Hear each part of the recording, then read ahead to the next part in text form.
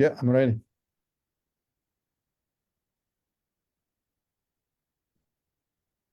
Hello, everyone. Welcome to our third webinar in the series about artificial intelligence, opportunities and challenges. My name is Kaspars Mezerinch, and I am from Riga Business School, and I'm the manager of AI Studio. We are hosting this webinar series in partnership with the Latvian IT Cluster, European Digital Innovation Hub of Latvia. Today, we are excited to have Professor Jinjun Xiong from University at Buffalo with us. Professor Xiong will discuss how AI can support children with speech and language needs. He will introduce two innovative tools, the AI Screener for early detection and the AI Orchestrator for personalized interventions. Professor Jinjun Xiong will also explore the technical approaches and research challenges in developing these AI solutions and share insights on building an AI ecosystem for societal benefit. Professor Xiong is leading expert in AI with over 160 peer-reviewed papers and numerous awards. He serves as scientific director and co-director of the National AI Institute for Exceptional Education and the director of SUNY UB Institute of Artificial Intelligence and Data Science. So don't miss this opportunity to learn about the latest AI achievements and their potential applications in your businesses. So without further ado, let's warmly welcome Professor Jinjun Xiong. Okay, thank you so much, Kaspars. And thank you for this great opportunity. And we'll just get started. And okay, so good morning, good evening, and good afternoon, everyone. And thank you so much for this great opportunity for me to share with you some of our work in applying AI to help children with the speech and the language service needs. And as Kaspars introduced, my name is Jinjun Xiong, and I'm a professor at University of Buffalo in New York. And without further ado, let's get started.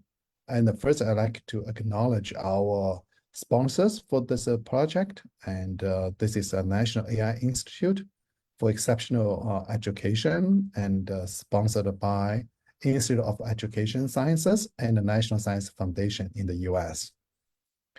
And this is a collaborative effort. This project is led by University at Buffalo, but we also have 8 other universities as part of this institute. And let me start with some motivations. How did we identify this particular problem and why we decided to work in this space?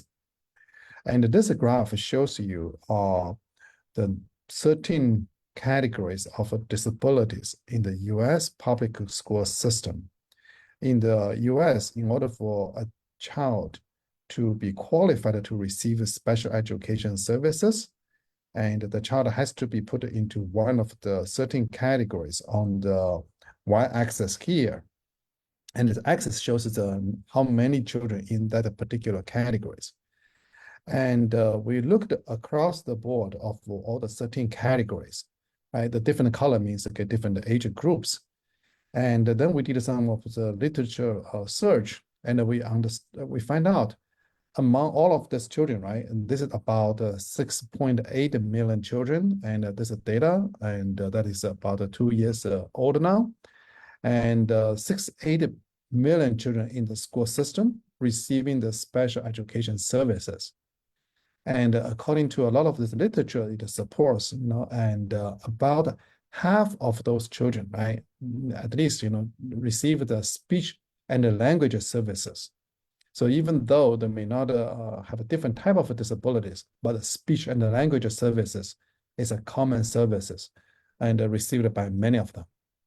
So very simple kind of estimation, right? If the total is 6.8 million and take half of those students, and that's about 3.4 million children.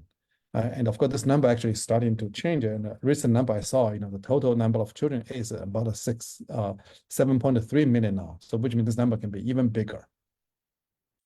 And for children receiving the speech language services in school, and this is typically done by speech language pathologists or SLPs.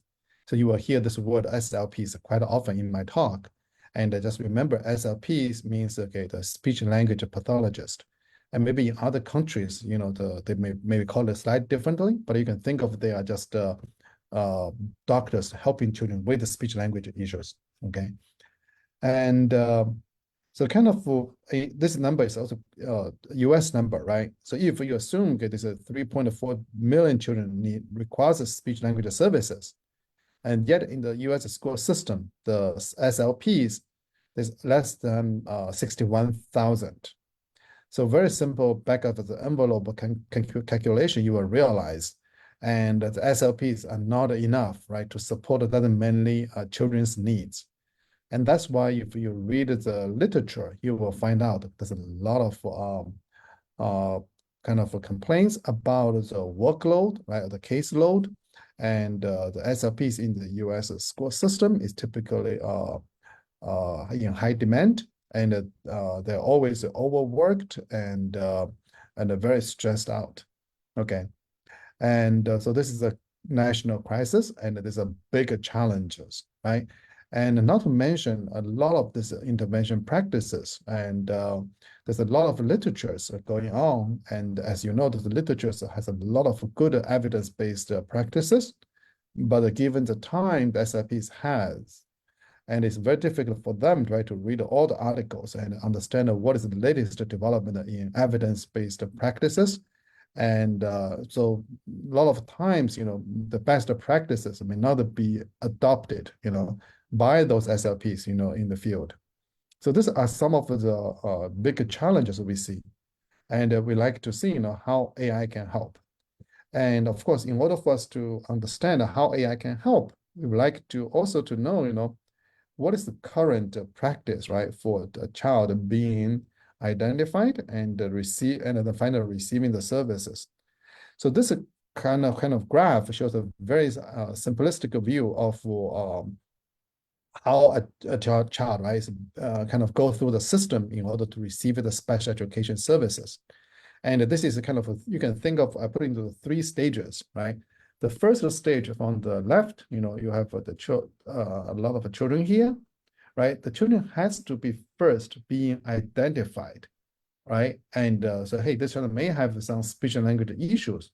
And this identification right now in the US is typically done through the parents or the teachers or the relatives. And we call it ad hoc referral. The reason for me to say it is ad hoc, right? Because of parents, teachers, or family relatives, they are not the experts in the speech and language kind of issues, right? And for them to identify children is always a little bit of ad hoc, right? That's what I mean. A lot of children maybe get identified late or maybe misidentified, or just because of the nature of the parents, right? Kind of in a state of denial for their own kind of child. And that is very understandable. So that's, I mean, a lot of child actually get indeed, get identified much later. And so assuming a child get being identified, and this is called a screening, right? And this not means okay, it definitely has an issue. It's only a flag of a potential issue. And then go to the second phase. And this is a much more evolved process, right? And the first, the child need to be formally evaluated by an SLPs. And if the evaluation confirms the concern, and then they need to go through the school district, right? And to further have a panel of experts to determine the eligibilities. And once the child get kind of determined to be eligible receiving the services, and then you will go to the third stage, right? Which means the child need to be have their own IEP called the individualized educational program. So which means based on the needs of each individual child, okay, and the school systems sign a contract with the parents to say, hey, this is child in the school system. What kind of special education services need to be in place for this child? And in terms of speech and language needs, right, this will be part of the IEP, and then this will be kind of conducted by the SLPs and through the intervention. And as I mentioned, because of we do not have enough SLPs in the school district. And typically, this intervention is done through a group-based multi-target intervention, and which means that the teachers, right, need to put the kids together, and they do this intervention services together. And of course, having this group-based interventions has certain benefits from pedagogical point of view, but also means there's a lot of workload for the SLPs. They need to keep a track of every single child's kind of individual target, right, learning target, and then provide a customized services. It becomes really, really a bigger challenge. And so this is kind of the overall current process, right? And how things are being identified and then determined in terms of eligibility, and then receiving the individualized intervention services. And looking through the whole process, then we realized, there's two places, the AI can definitely make a huge difference here, and to improve the quality of services and to help children with the service needs. And so we decided to focus on the both ends. The first end is about the screening, and we like to develop a solution called the AI screener, and using AI technology to enable universal screening, so we can kind of help the parents, right, to identify the early signs and sooner, and capture the evidence to support the SLP's later evaluation. So hopefully more child will get being flagged, and so that way they can receive the services sooner potentially. So this is the first solution called the AI screener. And the second solution is focused on the other end of the spectrum, which we call the AI Orchestrator. That is for the intervention. So which means that among all the children who has already been identified and being kind of qualified to receive the special education services with their own IEPs, the AI Orchestrator will help with SLPs to conduct the intervention. And in terms of the intervention, you can think of the high level. The orchestrator is providing 3 levels of help, right? First is to help with SLPs to keep a track of individual child's progress, and at a school when they're receiving different interventions, and so to identify deficits in certain areas of meeting the target, right? So these are dashboard kind of, you can think of it as the progress monitoring functionality. The second one is, based on this ones, we can recommending the evidence-based intervention for SLPs, and so that the SLPs can, based on each individual child's need, and then to provide the best, most effective interventions. So this is intervention recommendations, right? And the third one is to use AI to develop new interventions, or maybe augment existing interventions to make SLPs be more productive, or make some of the interventions more effective. So these are the 3 things we called together. It's called the AI Orchestrator, right? In terms of age group, as you can imagine, on the AI screener, we like to work on the younger children. And in our case, we are talking about children in the age group of 3 to 5. And for the orchestrator, right, its intervention is in the age group of 5 to 10 in the kind of the public schools systems. Okay, so the high level is we like to use AI to, we define these 2 solutions, AI screener and AI orchestrator, through this user-inspired approach. And we like to use AI to scale the availability of our SLPs, and to enable both universal screening and this individualized ability-based intervention. So that's kind of really the key messages of our research. And now let me just I'm going to deep dive a little bit, right, to show you, how we're going to carry out this research and some of our initial results. And of course, and myself is a computer scientist, and so how would I know, and which area, how the child what kind of services the child should need, and what kind of solution do they need? And of course, I have to rely on domain experts as well. So here that shows you a few of our collaborators and on the team, and they are the speech and language kind of experts. And we call them the speech and language learning science team. And this is a team of wonderful ladies. And so they constantly provide the excellent domain expertise for us, right? And help us to guide us, what are the most important problems and what are the caveats we need to be careful when we are developing technology. And they have been deeply involved in almost all the projects in our institute. And so here I have some videos, but I'm not sure how good is the audio. So I'm just going to maybe explain this a little bit here, just showing you. Right, this picture shows it's a group intervention session. Right, you will see teachers here, and they have 3 children receiving the intervention. Right, and in a classroom setting, and you can see if we start with the recording, and there will be noise, and every child, right, will be moving around, and so the teacher is keep busy to not only provide the service for them, and also need to make a note about individuals' kind of responses. And it's a pretty challenging multitasking kind of environment.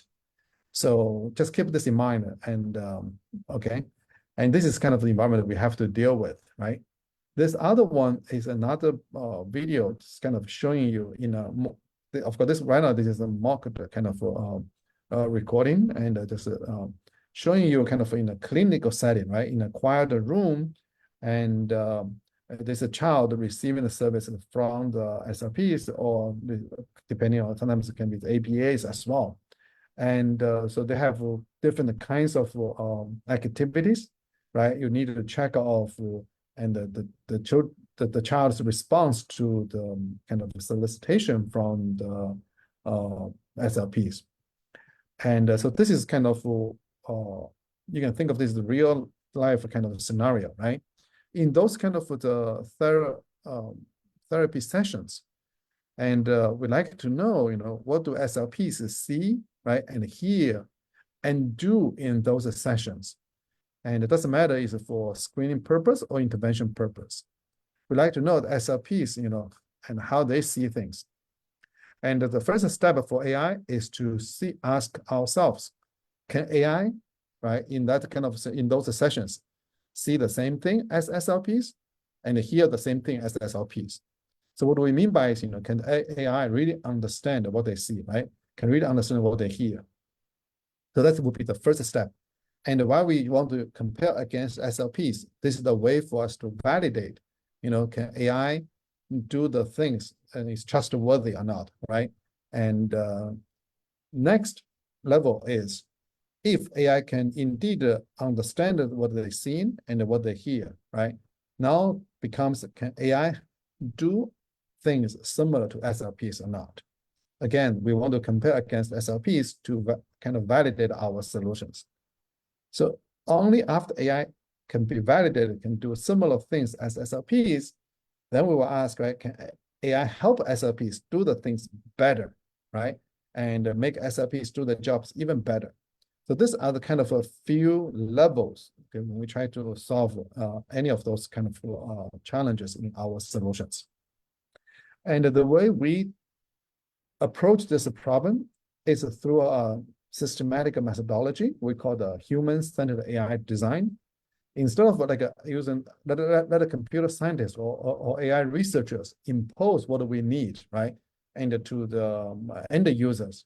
Instead, we put the end users into the center, and we ask ourselves, what kind of technology should we develop that meets the needs of the end user? So how do we make this to be actionable? And we have a few kind of approaches, right, as part of this human-centered AI design methodologies. The first one is, we bring our students, our researchers, to the clinical sessions, right, and to the classrooms, and let them to observe, in practice or in real life, and how SLPs is helping children. And so that way they can see, how their research can be anchored to the practice. And so the picture shows, we bring a few students in one of this clinical session, standing behind this one-way mirror so they can see what's going on there, right? So they can see the real challenges and in the real life. The other approaches for us is to also attending some of this professional annual conference in the US called the ASHA. ASHA is an annual US kind of speech and hearing and audiologist kind of annual conference. And so we bring our technologies or bring our problem formulations into those professional conferences and collect the feedbacks from the broad SLPs communities and also collect their pain points and to kind of co-brainstorming what are the new technology need to be developed to meet their needs, right? So the pictures shows, we had our institute booth in last year's ASHA annual conference in Boston, and will continue to be in this year's ASHA annual conference as well. And also we attended some of the local state level conference, annual conference, in this kind of ASHA context. And as I mentioned to you, we also have our own team's experts as well, right? So we're always consulting with them as well. And basically through all of this, right? And so we will conduct various kind of studies. One of the study is through the user studies, and we will have the surveys and collecting the results and analyze the results. And I'm going to show you a few examples along the way as well. Okay, so this is kind of how we realize the human-centered AI design methodology. And now let me show you this high-level design for the AI screener, right? So this picture is a little bit clouded, but don't be afraid of it, this one. And just a very high level, I just kind of walk you through this one. You can see in this, you can think of this a lot of children, right? And they are in the early childhood classrooms, and so more or less public kind of settings, and 3 to 5 years old, right? And we will deploy our AI screener in some kind of embodiment. And this embodiment can be the robot, or can be the iPad, or can be just classroom and with recordings. And so this is kind of, we have a research talk about what is the best embodiment, right? And through this embodiment, we will collect the video and audio streams of children's natural interactions in their environment. And then we'll use AI to do all kinds of computation. And I want to call you out, three things, right? One thing is kind of the first, by analyzing the video and audio streams, we try to compute what does AI can see, right, from those videos and audios and what they can hear. And meaning, can AI understand the theme in terms of compute some of the metrics that the SLPs would like to see, right? And it can be the word added rate, or it can be the pronunciation mistakes, whatever, whatever the SLPs typically do, we like to see, can AI calculate the same thing with the conventional SLPs measures, right? And this conventional measures later on can be compared against what SLP's real evaluation. So this way it can help us to validate our AI's results, right? And of course, to carry out this computation, you will have the automatic speech recognition, you need to have the video understanding, et cetera, et cetera. So these are all the AI technologies which I'll describe later, okay? So first you need to compute this conventional measures and do the validation. Only you are comfortable with this level, then you move on to the next level. Can AI calculate something new, which is difficult for the SLPs to do? So this is kind of back to my early question, right? Once you are able to do the same thing as SLPs, you want to help SLPs to do better. Something SLPs will be difficult to do. So one of the examples is called automaticity measures. So this is something we believe is some kind of metrics that is kind of language agnostics. Something is not depending on are you speaking English or you speak Chinese or Japanese, whatever. Something which is independent of the languages, yet you're still able to identify the signs of issues for speech or languages. And this is what we call the automaticity measures. And this is something, of course, also need to work with SLPs to validate if this is a right new signals for screening purpose, right? And the third one is, when we try to do this kind of computation, we always try to extract the critical moments in this long stream of videos and audios. And that can be part of our reports to show to parents. So that when they see our report and there's a support, there's evidence, and then they can make it a more informed decision, right? Do they really want to bring the child to see the SLPs for further evaluation or not? So this is kind of the key things behind our AI screener. And we will develop technologies to support this kind of a vision. Okay. So now let me show you, okay, why the early screening is important, right? And here, just kind of again back to our human-centered AI design approach. So we did a lot of the surveys as well, and here I'm just highlighting a few what is the experts we interviewed, right? And also, or maybe from the literatures, telling us. And the essence is, the early screening is the most effective way of helping the children. But unfortunately, right, and in the US, actually, we cannot rely on, for example, like the pediatrics to tell us. As I mentioned, earlier I said, we cannot rely on parents and the family members to do the early identification. So you may have a question, say, hey, why not rely on the pediatrics, and during the annual checkup or something? But that's not necessary to be the universal case, because even in the US, could be 20 million children, they do not even go to see the pediatrics. So that's why this AI-based universal screening solution is important, right? Again, the screening itself, right, and from the literature, we can see there's a lot of the screening instruments available in the market. But unfortunately, the market is not regulated, right? And they're also quite expensive to buy. And also conducting those screening tests, even though it's not evidence-based, it is still, and it's quite labor intensive, right? And time consuming. And so this is all kind of issues related to the screening. And that's why we like to develop AI to help. But in order for us to develop the AI, one of the key challenges for us, right, is to bridge the gap between the AI team's understanding of the issues versus the learning science or the speech language pathologist, their understanding of these issues. Because both kind of speak different domain languages, yet they have to work together, right? Because if the learning science field knows the issues, AI science knows the technology, but how to make sure that when they collaborate, that our collaboration is effective. So that means we have to develop some tools to help the team to be effective. So one of the tools we developed is called the AI Pipelines Explorer. So this is a high level, it's a solution. You can think of, right, even though the AI technology may not have already been developed, but we like it to build this AI solution in terms of functionality, in terms of the kind of the component interactions. So we build these solutions based on our understanding of the typical kind of a process, and use this pipelines to show to the learning science team today, when you talk about the screening, this is what you mean, right? Do you need these components? Do you see this kind of results? And this way we can help the AI teams to communicate what does the solution look like to the learning science team in a kind of a visualization, right, graphical way.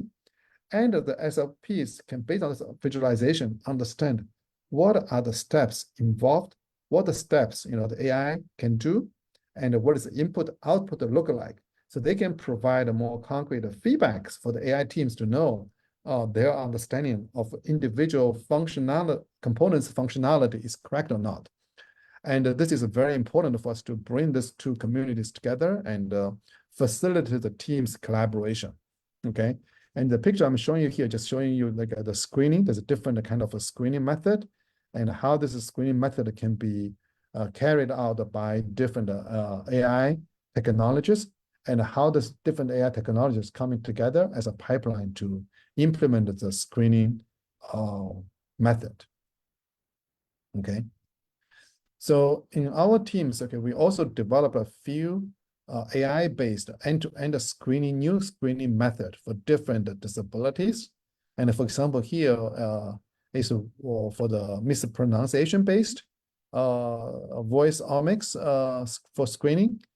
And the professor Wen Yaoshi from in our team, and he and his students developed the end-to-end screening method, right? Take the audios from children with speech and language impairment, and based on the public data set, and they showed this screening end to end. They are able to extract the indicative features based either on the phonemes or some kind of a transcription based method, and they're able to distinguish children with SLI, speech language impairment, and versus the children without the SLI.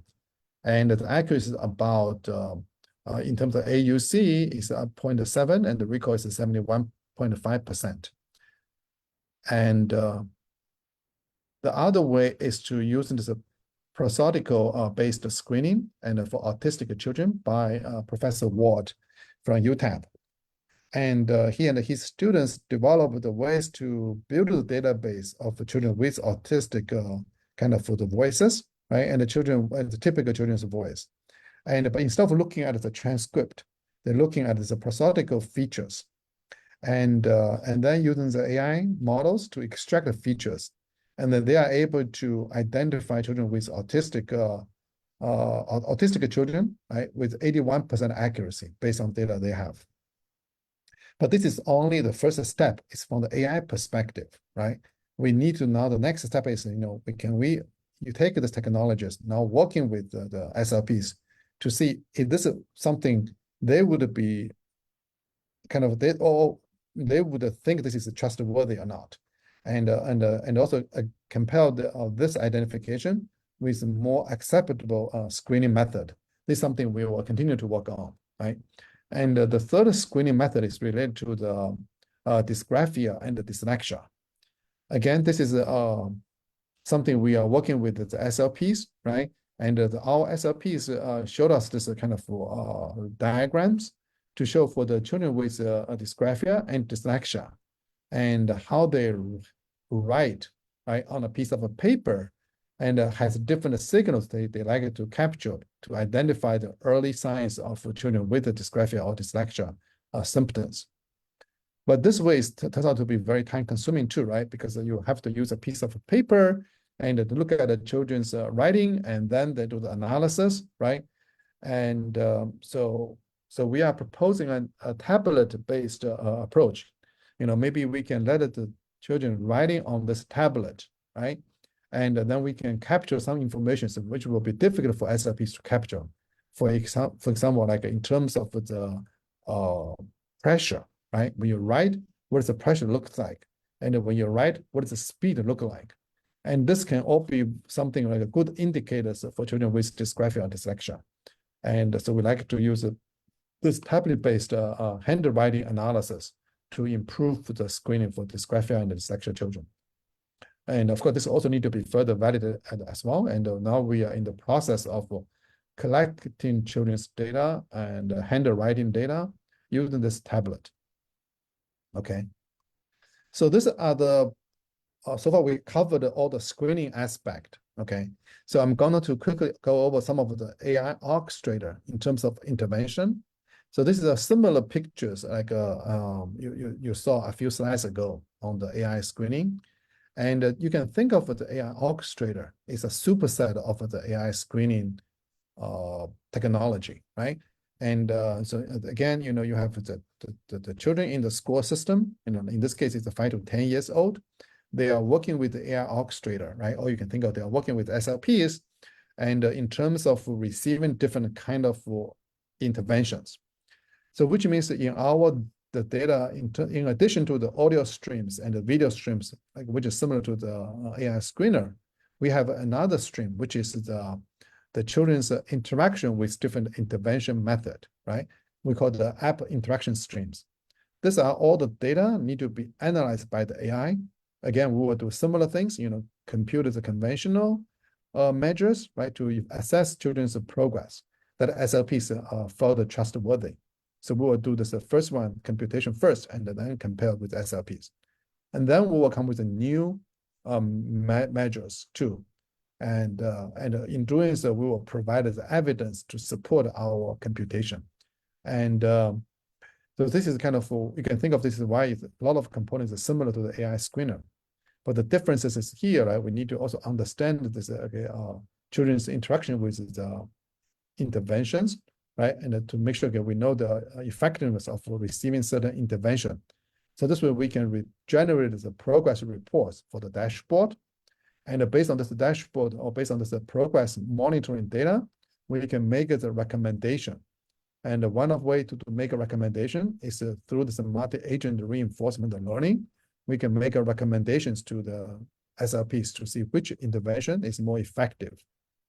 And based on this understanding, we can further invent, right, new interventions. We call the AI augmented interventions to help children. And so their intervention would be more effective. So these are the high level of the AI orchestrator. So now let me show you some of our examples. Again, back to the human-centered AI design methodology, right? And we have to understand from the end users, what are the pain points for intervention and how AI can help them. And here again is a kind of a videos we did with a lot of the SLPs, and this are also in this particular picture shows our future SLPs, SLPs in training. And we did a lot of the surveys, right? And asked them about what are the main points when they doing the interventions, for children. And two things kind of jump out of those conversation. One is that we call the pre-sessions planning time, and another is the post-sessions documentation time. So these are the things, the SLPs spend a lot of time on, yet they don't like to do. They would like this to be automated so they can focus most of their time to interacting with children directly. And in this case, we will show you later, and give some examples. For example, like a pre-session planning, and we were using the speech sound disorder as an example, and how the teachers need to prepare the time, right? And how we can use AI to make them to be more effective. The post session is about after each therapeutic sessions, the SLPs need to write this documentation in the US called the SOAP notes, and which means they can need to write the subjective, objective, assessment, and the plan, and as a documentation of the sessions. And again, this is something take a lot of their time after a session, right? And yet they like to use the same time to maybe help more children in school. And so this is some video surveys we did. We also did this again, kind of offline survey as well. We recruited more than 100 of SLPs, right? And again, kind of based on this analysis, and kind of confirms what we just said earlier, right? The amount of documentation work is something they really like to get rid of, and that's a perfect application of AI. Okay, so now let me show you a few examples to see how AI is used and can be used to reduce SLP's planning time and later on the documentation time as well. And so to make this more specific, right, I'm only going to focus on one type of intervention. So this is for the children with the speech sound disorders. And this is a use case, as provided by our collaborator, Abby Ashansky, and at the University of Reno.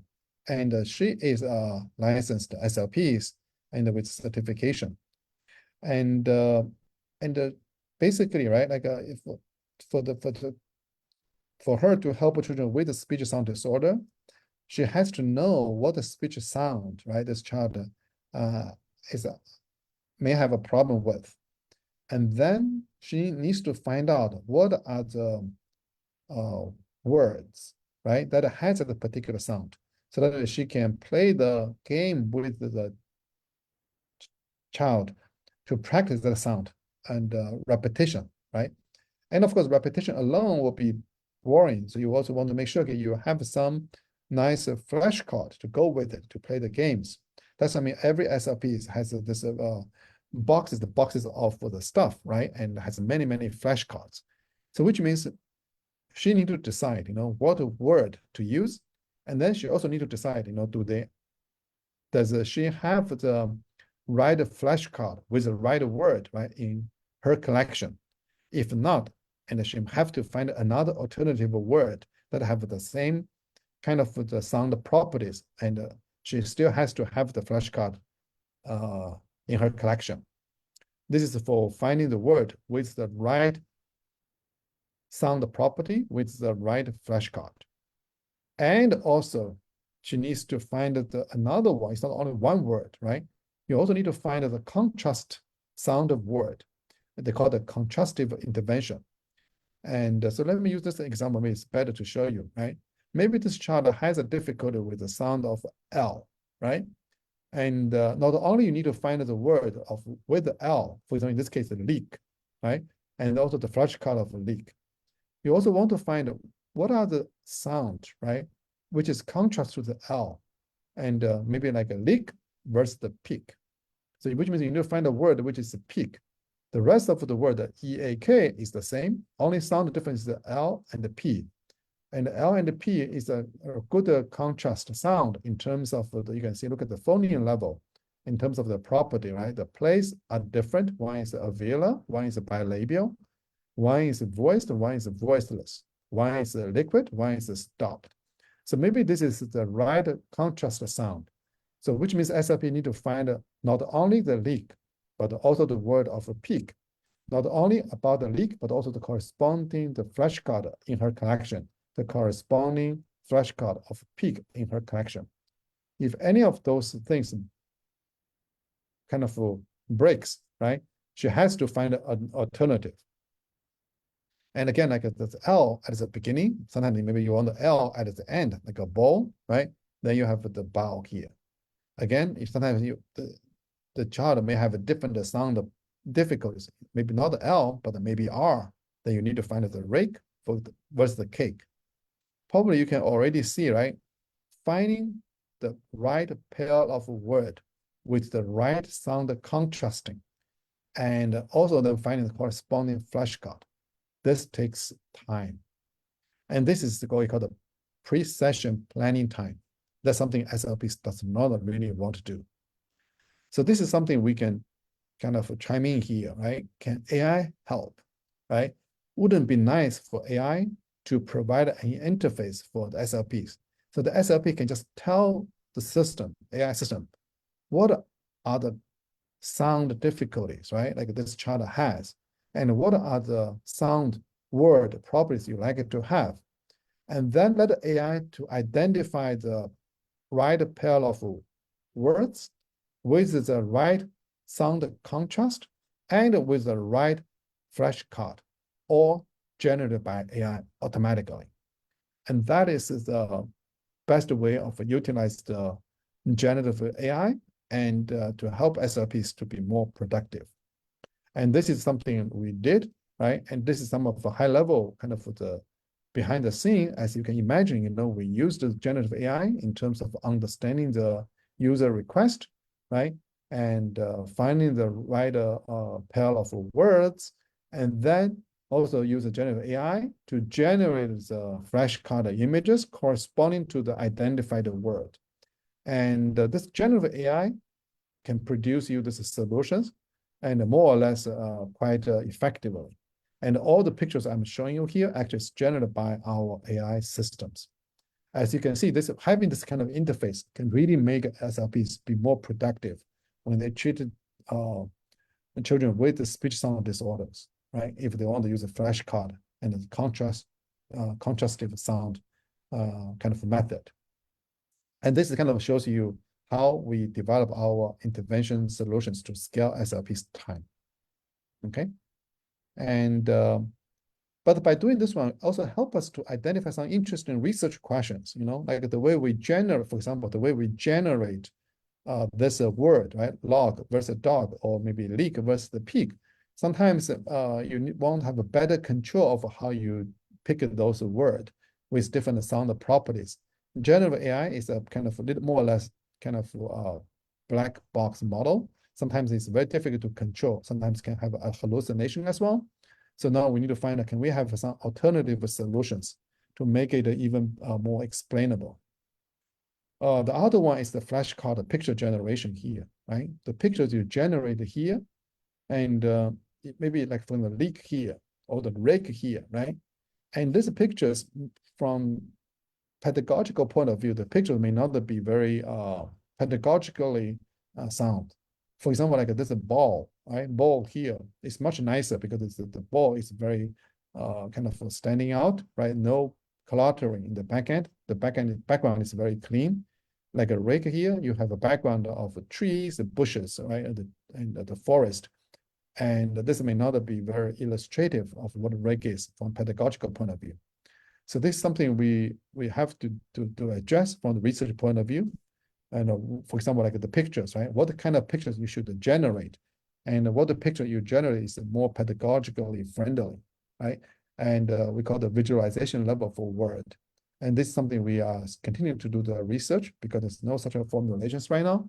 So can we identify the word that is not only have the right sound property, but also has the right way for visualization? For example, if I give you a word of abstract, and it's very difficult to understand, what kind of pictures you should use, right? Or what kind of picture to use for flashcard to convey the concept of abstract.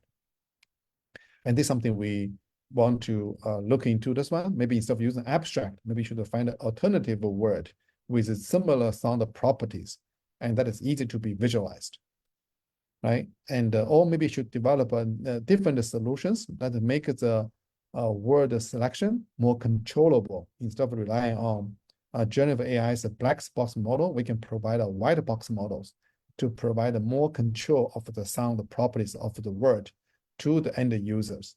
So this is a tool we developed called phonics.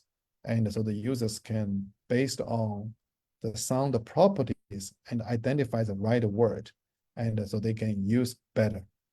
So in essence, all of this is related to how to help the SLPs to be more effective for their speech sound disorder, to help children with speech sound disorders. So this gives you some kind of illustration of how we can use AI to save SLP's planning time. So now let me move on to how can we use AI to reduce SLP's documentation time. Okay, again, we use the human-centered AI design methodology. So we conducted the surveys from the SLPs, try to understand, when they document their sessions, right, and writing their SOAP notes, and what are the things they like to capture in their SOAP notes, right? And so we also show them, some of the videos, and let them to say, hey, in those videos, in those intervention sessions, what did you observe, right? And that you would like to put into your SOAP notes. And then we can show them, hey, this is right now what the AI can do. What do you think? Does AI, whatever the AI captured, is something you can use? But can that help you to write your notes better? That's how we did this user studies, right? We also asked the SLPs to co-create, this AI tools, in terms of the UI and how it should look like. These are some of the examples from the SLPs, right? So based on those feedbacks, we built this mock-up, right? This is, again, they kind of show you, hey, again, we want to, there's very quick feedbacks from the users, right? For example, in this sessions, do you want me to show you who are those children in this session, right? Do you want to show the transcript? Do you want to have interactions with this AI orchestrator, right, to support your intervention or not? So these are some of the early kind of design. It's not the final product yet. We are continuing to do the user studies to try to refine this interface and how it looks like. So this is on the one hand, we want to work on the user interface design. On the other hand, we want to also, simultaneously, we want to develop technology, right, to automate the SOAP notes generations as well. And so this is something again, we need a lot of other AI technologies, right? So you can think of in the classroom, we have the video streams with audio streams. From this video audio streams, we need to conduct this multimodality analysis of this of the theme and capture right therapy context, right? And the information SLPs would like to see. And also we will collect the SLPs, past SOAP notes, right? And also SLPs documentation of the child's learning progress. And there's a child's IEP, for example, learning targets. So all of this will be built into our database, right? Some kind of knowledge base. And based on the knowledge base, we will put into different components, and how do you extract information related to the subjective assessment, right? And the objective assessment, and also the planning side. What are the information you need? And put this information into some kind of right abstraction level. We call it intermediate data. Once you have this intermediate data, then we can generate as a final report. So this kind of shows you, in order for you to develop one solution, one AI component is not enough. You need multiple AI components to work hand by hand. And that's what I mean, we want to build these pipelines, right? To convey what is our solution will look like. And then based on the division of the labors of the different components, and we can carry out the different AI researches simultaneously. Right here, once you can define what is the intermediate data in terms of capturing these four main categories of information in terms of subjective, objective, assessment, and the plan. And then we can use another tool, and we use in this case, we use the large language model tools, take it what we have captured through this analysis, and then automatically generate a report that is consumable for the by the SLPs. Okay, so this kind of shows you the high level what we can do for the SOAP notes generation. And the rest of the slides is more technical, right? In terms of to show you, okay, in order for us to do so, we need to have a way to build the knowledge graph of different interventions, and also to overcome the difficulty of the data collections. And we may have to build some agent that can simulate the students' interactions with the interventions, and it help us to bootstrap our kind of a self-learning process of some of the AI models.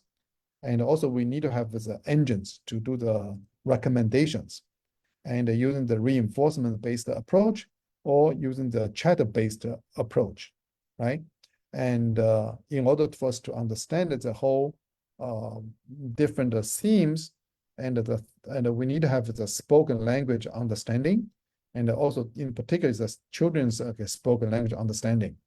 And so we need to know, give the audio data, right? And you need to have this multimodality kind of information. It's not only the orthographical transcription, you need the phoneme level transcription, right? You need to have other type of like even emotions maybe, and then from those kind of information, you need to detect the key speech and language signs, for example, like the disfluencies, for example. So all of this information need to be called time aligned, so we can do better analysis. So this is something we are continuing to work on, and there's a lot of interesting problems that need to be solved, and also including the data issues as well. And I'm kind of quickly flip through this one, right? So you need to handle the children's speech. You also need to handle this theme understanding, which is related to videos as well. And so you need to know what are the key information, right? Key signatures you need to extract from those videos. And then from those videos, then you can carry out the video understanding, and for the security issues or the privacy issues, because in the classroom settings, not everyone's participating in this program maybe, right? If some people choose to opt out, you need to kind of mask out in those videos as well. So this is something we also carry on. And the children's interaction is a multimodality, right?